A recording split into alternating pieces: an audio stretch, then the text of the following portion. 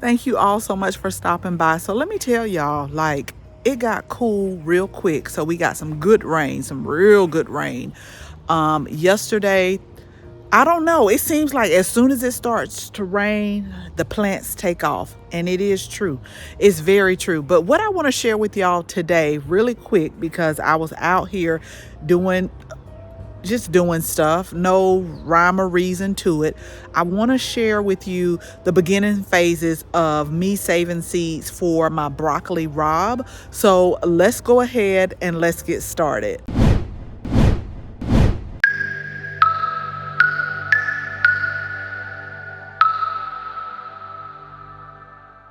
Okay, so I'm going to focus on this bed, okay? First of all, let me tell you about broccoli rabe. This is a vegetable that I did not grow up on. When we stayed in Naples, Italy, this was really big over in Italy, the broccoli rabe. And I tasted it. Now, I'm not going to sit up here and tell y'all. At first, I was like, no. But over time, I grew to love it. So I planted some seeds of the broccoli rabe. But this is the thing, y'all. I had 6 plants here, and the cold came earlier, took most of them out, but this one survived. And as soon as I was starting to get the broccoli rabe on here, because they use the leaves and then they look like little broccoli florets as well. I wish I could show you one. Let's see here. But we had some temperatures. Look how big this plant is. And it's blocking my lemon thyme over here, but y'all just stay with me. I'm finna explain. So here's the thing. We had some temperatures that were in the upper 70s, lower 80s. And so this plant did what we call bolted, and it went to seed. So one of the things that I put in my garden journal, like, it's a certain temperature range that this plant has to stay in, because if it gets too cold like it did, it will kill the other plants. But if it gets too hot, it'll bolt and go to seed. But let me tell you, all these beautiful yellow flowers. That's why I came out here when it was a little bit cooler. I told y'all, I know the bees go back to the hives. I don't know where the other pollinators go. But I think they're kind of gone for the night. They love this. They love these flowers.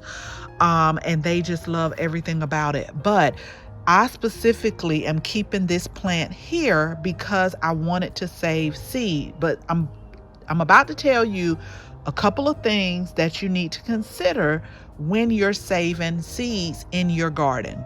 So I'm going to link a video that we did a few years ago. This was really a popular video on saving collard green seeds, because I always encourage people to save your seeds, because first of all, I found that when you save your seeds, they're acclimated to your environment, and then it just saves money over time. And then save some of your seeds that do really good in your area in the garden. But I only save seeds that are open pollinated or heirloom, because this way I know that when I plant the seeds again, they'll come back the same as what I would consider the mother plant. I do grow hybrid in my garden, but when you grow hybrid, they take genetics from the mother plant, the father plant, so you don't really know from year to year what you're going to get. But when you have heirloom or open pollinated, you'll get the same type of plant. So basically this plant, it bolted, it went to seed. And I know you're like, where are the seeds at? And I'm hoping I have enough time to collect these seeds. Like, there's seed pods all over this plant. So these are the seed pods, and you see how some are bigger than the other. So they're going to start getting really big.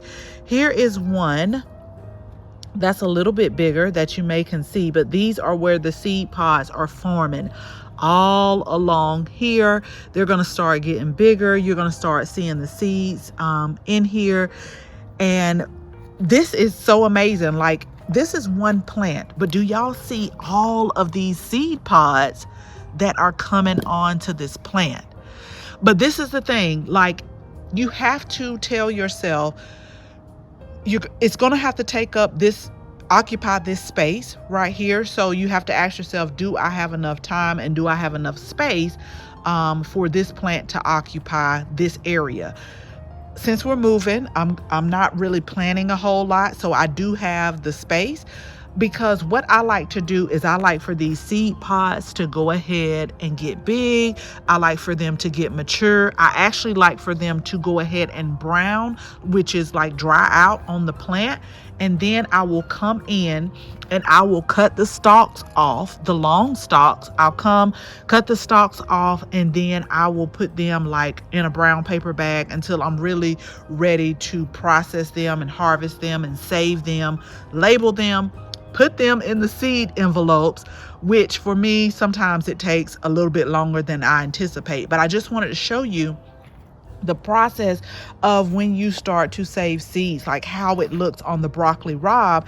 And these are actually very familiar to the collard green video that we did a few years ago. So they're kind of like the same, but do you see like how all of the flowers are forming? They're shooting up these stalks. These stalks become seed pods. The seed pods dry, and then you can save them. And it's just amazing how many seeds that you can get from one plant. This is why we're able to like share with others and then start more seeds. So I want y'all to comment below. Let me know, have you had broccoli rabe? How do you like it? This is a open pollinated plant right here. I don't think it's heirloom yet. Normally when they say heirloom, it's the seed for maybe, like, some people say 50 years, some people say 75 years, but I do know that this is open pollinated, so I should get the same plant each time that I plant them. And it's still, like I said, it's still more stalks that are coming up and branching out, but this is like the first phase. So always good to save seeds. Just make sure you have enough time, make sure you have enough space for them. The pollinators are going to love you for it. But hopefully before we get ready to leave, we'll be able to collect some of these seeds right here. So I hope this was helpful when it comes to saving seeds. If you have any questions, put them below in the comments. As always, thank you all so much for watching this video. Make sure you share this video with your family and your friends. If you're not a subscriber, go ahead, tap the subscribe button and make sure that you hit the bell so that you can receive notification each and every time we upload a new video. Again, thank you all so much for watching, and until the next video, bye-bye.